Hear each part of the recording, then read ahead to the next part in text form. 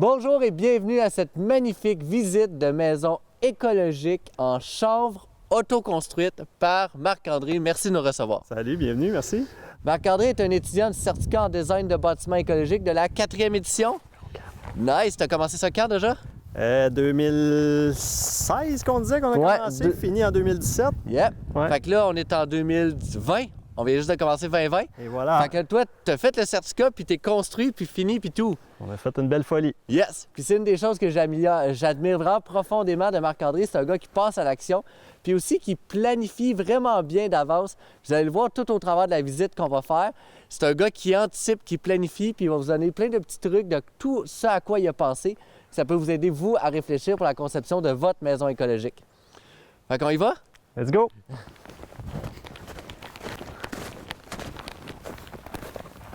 Fait que là, ici, on a ton revêtement extérieur. Ouais. On a choisi de mettre du cèdre. Ouais. C'est du cèdre blanc, en fait, local. On l'a pris à moins de 20-25 km d'ici. Là. Good. C'est une longue réflexion. Le choix d'un revêtement, c'est quand même une décision qui est importante pour le look, mais aussi pour la durabilité de la maison. Ouais. Fait que, mais l'idée de prendre quelque chose de local, de durable, de sain pour la maison, je trouvais ça, ça m'a tranquillement amené à faire ce choix-là, bien qu'il y a tellement d'options. Là. Fait que le cèdre, c'est le fun parce qu'il est local. T'as pas besoin de le traiter avec rien de chimique. Non. Puis t'as jamais besoin de le traiter. Sauf que toi, tu as mis un traitement de départ, par exemple. Exact. En fait, tu as plein de choix. J'aurais pu ne rien mettre du tout. Évidemment, il faut être prêt à accepter qu'il va y avoir une bonne variation de couleurs entre les endroits exposés plus au soleil ou moins, l'eau, etc. Fait que toi, pour égaliser la couleur, tu as mis un fini. Exact. Fait qu'on on a fait mettre un lifetime. En fait, on a mis un lifetime qui est simplement aspergé sur la surface une fois le revêtement posé. Puis ça permet d'uniformiser un petit peu la teinte. Le grisonnement. Le grisonnement. En fait, ça l'accélère. En dedans d'une heure, tu vois déjà le changement de couleur.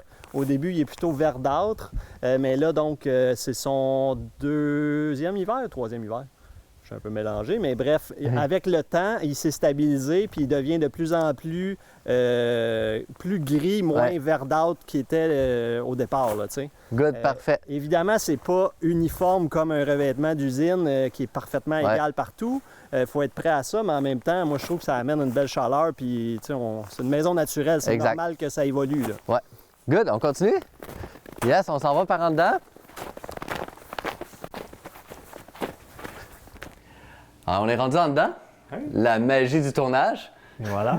Fait que moi, ce que j'aime beaucoup de ton entrée est quand même simple. J'aime ça aussi parce que tu as fait juste un petit meuble ouvert puis un meuble pour le bordel. Ouais. Cacher certaines choses, mais quand même. Ça laisse... on voulait une partie ouverte pour justement garder... On est dans des pièces compactes. Évidemment, quand tu penses à une maison plus petite, il faut que tu penses à des façons d'agrandir un peu l'espace, mais de garder de l'espace pour le rangement aussi. Il faut combiner un petit peu dans l'aménagement pour que les aires aient l'air plus grandes qu'elles ne le sont en réalité. Puis que ça reste efficace. Cool. Un petit point d'eau... dans laquelle on a installé d'ailleurs une toilette à 3 litres qui consomme juste 3 litres d'eau par flush, simple, une seule option, pas plus de questions que ça. Fait que ça, c'est l'air principal de la maison. Cool. L'air de vie, cuisine, salle à manger, salon. On voulait quelque chose de très lumineux, d'ouvert. Ça met en valeur, évidemment, la fenestration, le chanvre, les enduits, parce que c'était ça le but. Évidemment, pas besoin d'allumer les lumières. Là, il fait clair. Dès que le soleil se lève, c'est lumineux. Puis ça a l'effet que ça a un effet un peu à nous remonter le moral. Là, quotidiennement, c'est comme nécessaire d'avoir de la lumière. Ça fait du bien. Cool. Fait que là, une de nos grosses missions, c'était de parler en fait de ce qu'on voit ici, qui est tout le mur en chanvre, dans le fond. Puis ça, c'est vraiment quelque chose qui est extrêmement beau dans ta maison. Puis j'étais curieux d'avoir comme c'est une autoconstruction. Fait qu'un peu les délais, combien de temps que ça t'a pris construire à partir de... Tu t'as fait un certificat, on a dit, en 2016. Exact. Fait que là, après ça, quand est-ce que tu as commencé le chantier? On a fait les demandes de permis en septembre, en fait. Puis on a commencé le chantier dès le début à l'automne. Et donc, il a fallu agir vite.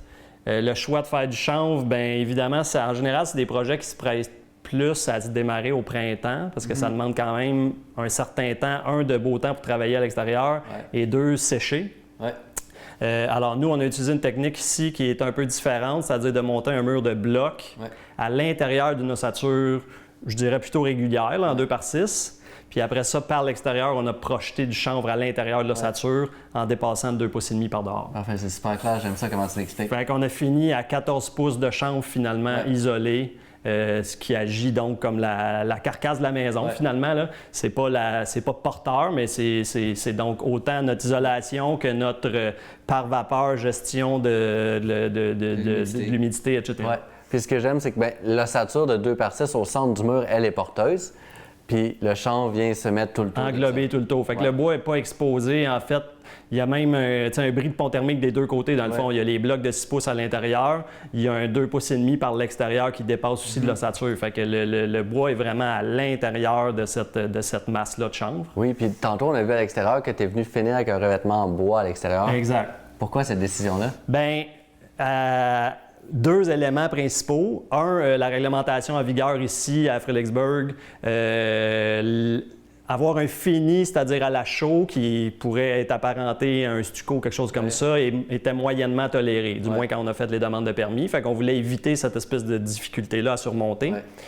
Deuxièmement, étant au Québec, ayant des grands écarts de température, d'humidité, de pluie, de neige, etc., j'avais une crainte au niveau de la durabilité d'un enduit. Et donc... Puis que moi, ce que j'aime, c'est qu'un enduit soit naturel ou que ce soit du stucco, quand tu le répares, ça fait une tache puis tu la vois. Ça va laisser une trace quand même. Parce qu'il y a une différence de couleur, de décoloration. C'est un produit qui est relativement difficile à réparer, de ce que j'ai compris, du moins en tout cas dans notre scénario ici. C'est-à-dire que l'application est, laborieuse, quand même exigeante, mais les réparations subséquentes ne sont pas nécessairement faciles à faire. Moi, j'aimerais mettre la nuance. Est-ce que c'est dur à faire ou c'est dur que ça ne paraisse pas? C'est dur que ça ne paraisse pas une réparation. Voire, j'aurais le goût de dire impossible, mais en tout cas, je ne suis pas le grand doyen des enduits sur la planète. Là. Mais bref, ça mérite une réflexion. Ça mérite d'y faire attention. C'est un peu un bijou qu'il faut protéger. D'ailleurs, je suis comme réticent encore à accrocher des choses au mur parce qu'évidemment, si tu fais un trou dans l'enduit, c'est un pensez-y bien, parce que la réparation, si dans 5 ans, vous décidez que c'est plus ça que vous voulez au mur, ça va peut-être être difficile à réparer. C'est ça. Je veux juste amener la clarté que de réparer le chanvre, c'est vraiment facile, mais c'est de faire que la couleur soit toute unie et que ça ne paraisse pas qui est dur. Exact. C'est-à-dire que c'est pas l'intégrité du mur, de l'isolation qui va être un problème. C'est le côté esthétique de... Est-ce qu'on est capable, contrairement à, exemple, une peinture régulière, du gyps, c'est plus facile de camoufler une réparation, alors que là, les transitions entre les différentes étapes où les réparations sont plus complexes. Fait que ça mérite quand même une bonne réflexion. Admettons que tu fais juste prendre un mur ordinaire, puis pour que ça soit super clair, tous les murs que vous voyez qui ont de l'air naturel, c'est les murs en chanvre. Puis on a des murs là-bas qui sont juste en gyps ordinaire. Exact. Puis, admettons qu'il y avait un trou dans ce mur-là, on devrait retravailler le gyps. Mais pour que la peinture ne paraisse pas du tout, on aurait tendance à recouvrir tout le mur de peinture. En général, oui. Mais c'est un peu la même tâche qu'il y a à faire sur un mur de chanvre. Faire le mur au complet. Sauf que c'est beaucoup plus de job refaire le mur que de juste mettre... Qu'un coup de peinture. Qu'un coup de peinture, exact. Définitivement. Fait qu'il faut juste garder ça en tête. C'est beaucoup plus beau, beaucoup plus organique. C'est extrêmement chaleureux, moi j'adore. Mais ça prend beaucoup plus de temps. Ça va être plus coûteux aussi à réparer. Plus laborieux, puis même à un certain niveau, c'est plus difficile à intégrer dans le sens qu'une couche d'enduit comme ça de chaussable, ça fait quand même, je dirais, entre un 8 et un 16 d'épais. Là. Fait qu'à un moment donné, après 2 couches que tu rajoutes à réparer, on va commencer à empiéter sur le cadre de fenêtre. Là. Alors qu'une couche de plâtre puis de peinture, on parle de millièmes, là, ça fait pas une grosse différence sur l'épaisseur de ton mur. Fait qu'aller rajouter des couches. En plus, rajouter une couche par-dessus un enduit qui a été relativement scellé comme celui-là, c'est-à-dire qu'au moment de l'appliquer, on a quand même fermé on l'a mis assez lisse. L'accroche subséquente, si on voulait remettre une couche d'enduit par-dessus, ça n'accrocherait pas nécessairement aussi facilement. Il faudrait probablement faire une applique pour que vraiment ça se tienne bien. Donc, ça amène plus de défis. Plus de défis. Fait que c'est plus beau, c'est plus chaleureux, mais c'est plus de défis puis plus de temps. Exact. Parfait. Mais c'est un choix à faire. C'est un choix. Puis il n'y en a pas juste un à faire dans une autoconstruction, il y en a plusieurs. Que ce soit une autoconstruction ou une clé en main. N'importe quoi, en fait. Il y a tellement de choix. La raison pourquoi c'est dur, c'est la quantité de choix qu'il y a à faire. C'est phénoménal. Fait que c'est ça qu'il faut garder en tête quand on veut faire une maison écologique ou qu'elle soit écologique ou pas. c'est une quantité de choix astronomique. Oui, puis c'est vraiment important de prendre le temps de bien les réfléchir. Là. Il y en a beaucoup, mais ça fait partie de la démarche. C'est la beauté de la chose. Ça devient un petit peu étourdissant à un moment donné, là, parce qu'il y a beaucoup d'informations. Good, on est bon, on s'en va en haut? On continue? Yes! Un petit salon, on va passer un petit moment pour l'admirer. Très beau salon. C'est petit, mais c'est fonctionnel. Là, vous voyez les petits vestiges d'une autoconstruction. Il y a toujours des petits bouts qui ne sont pas terminés. Oui, fait que les marches, pas une priorité sur la liste de to-do. Non, mais c'est quand même un élément. Un escalier, tu ne veux pas le faire dans le début de chantier parce que c'est sûr qu'on va tout briser. Ouais. Puis, à un moment donné, on atteint le bout de notre budget aussi. Puis, l'escalier est quand même un élément clé dans la construction.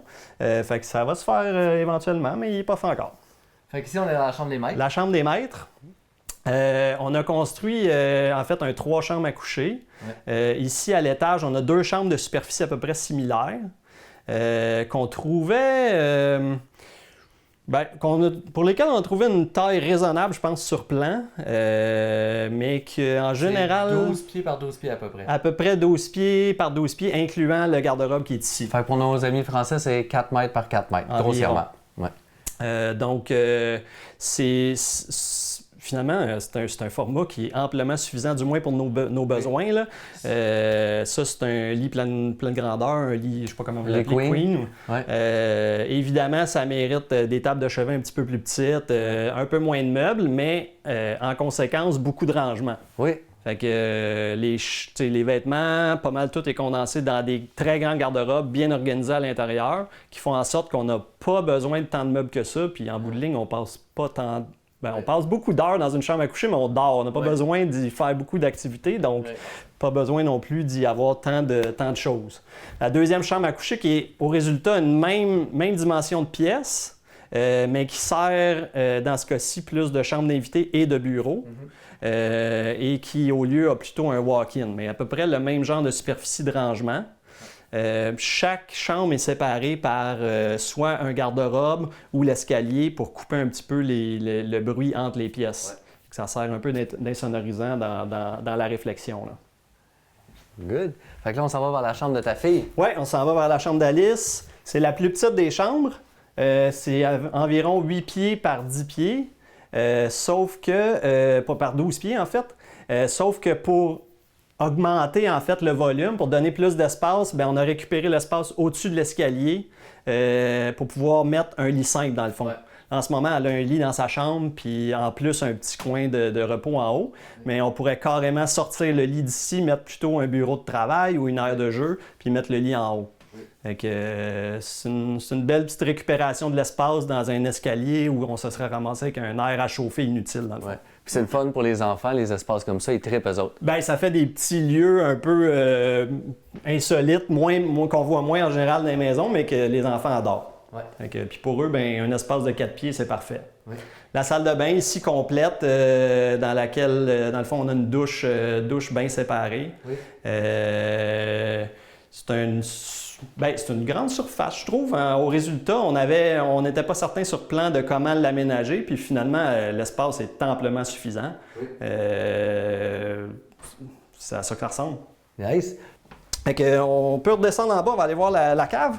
Oui, puis dans le sous-sol, qu'est-ce qu'on va voir? Ça va être plein d'éléments plus techniques dans le fond, puis le côté évolutif, parce que ta cave est une cave en ce moment. C'est une cave. Soyez prêts, là, c'est pas fini. Fait que, on est encore dans le chantier.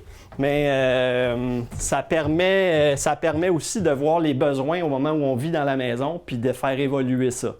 Le potentiel de la pièce ici, en fait, c'est la pièce centrale qui sert de circulation, mais aussi pour être potentiellement une salle familiale, un petit bureau, ça pourrait être une salle de jeu, etc. Donc, ça laisse de la place. L'idée, c'est que on voulait une aire qui est quand même agréable. Là, c'est pas fini, évidemment, c'est un peu lourd, mais quand ce sera terminé, on a mis une bonne fenestration au sol pour avoir un bel apport de lumière. C'est une belle fenestration au sol, on peut voir la lumière bien rentrer. Exact. Fait que t'as quand même beaucoup de lumière qui va rentrer par là. C'est une pièce lumineuse, en fait. Là, les murs sont bruns puis tout, mais même qu'ils soient blancs, ça va être très lumineux. C'est ça. Là, à un moment donné, avec un plafond blanc, évidemment, on va aller avec des couleurs pâles.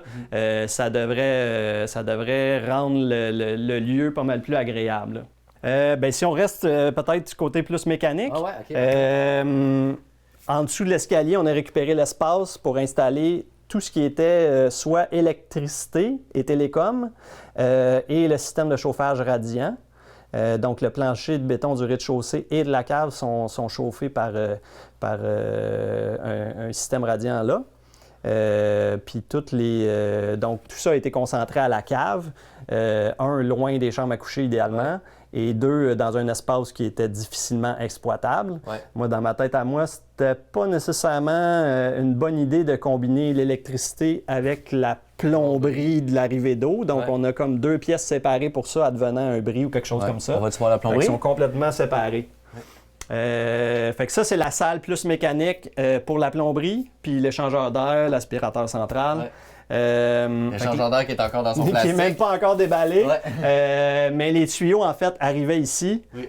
Du moins, ils arrivaient à la cave. Puis là, je suis dans le processus de commencer à finir de l'installer pour que ça soit fonctionnel.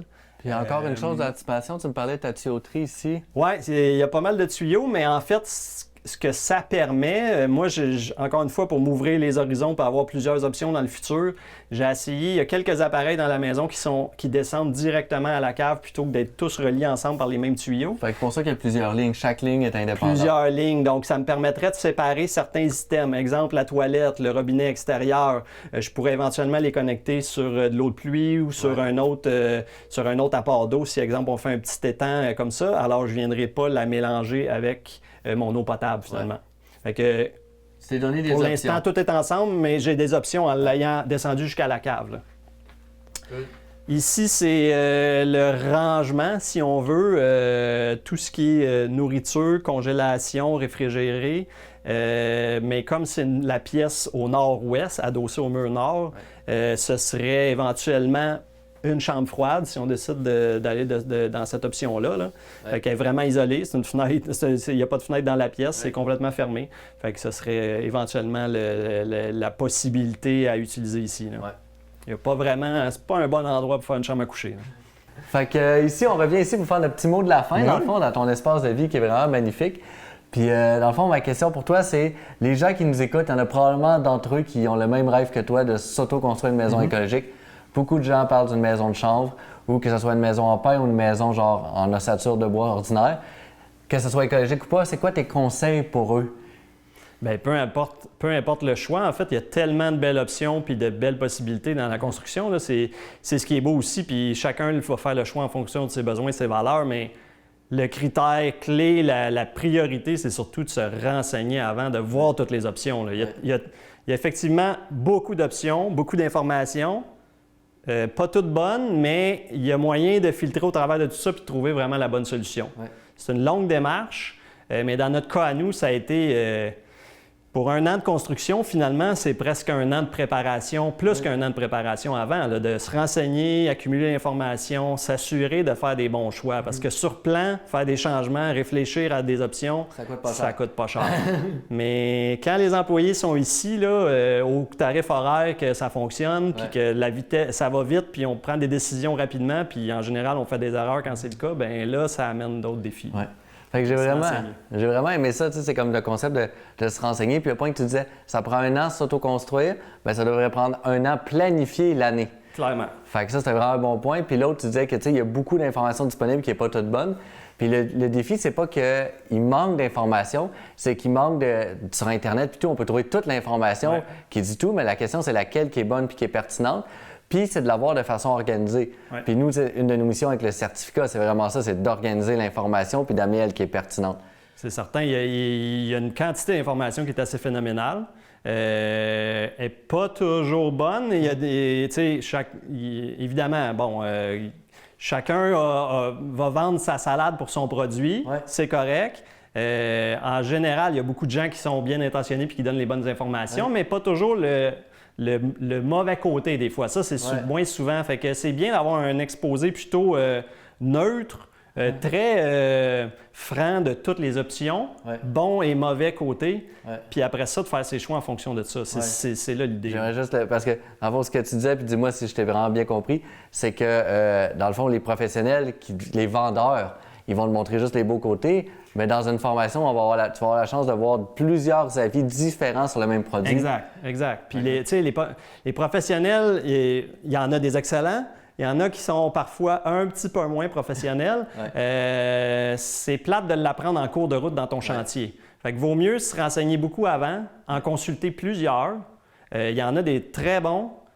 Puis sur un chantier, il y en a plusieurs qui interviennent.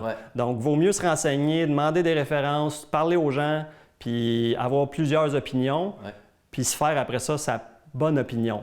Après ça, personne n'a un score de 100 il va y en avoir des erreurs dans un chantier, c'est normal, mais on essaie de les minimiser. Puis cette réflexion-là en amont du projet va grandement diminuer le risque d'en faire une quantité phénoménale. Fait que si je résume tes 3 points que je trouvais vraiment bons, pour une année de chantier, tu fais une année de planification.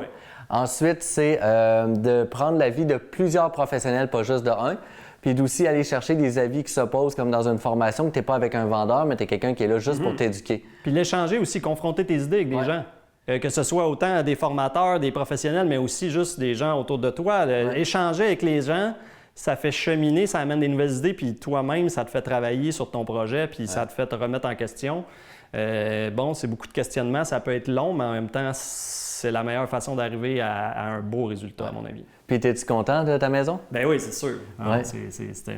C'est un air de vie exceptionnel. Quand tu sais tous les efforts et le temps que tu as mis dedans, c'est sûr qu'il y a une fierté. Mais étant critique moi-même de ma personne, c'est sûr que je vois un paquet de petits défauts, mais il faut que je mette mes lunettes puis que je vous en parle. Mais c'est vraiment... c'est le fun comme processus, c'est agréable de le faire. Le résultat, moi, je le trouve génial. L'ergonomie de la maison et tout, je suis content du résultat. Est-ce que c'est ma dernière maison? Je ne sais pas. Est-ce qu'on aurait pu faire mieux? Certainement. Mais, wow, c'est le fun. Moi aussi, je dis wow, c'est le fun. C'est vraiment beau ce que tu as fait. Merci beaucoup pour la visite. Merci beaucoup.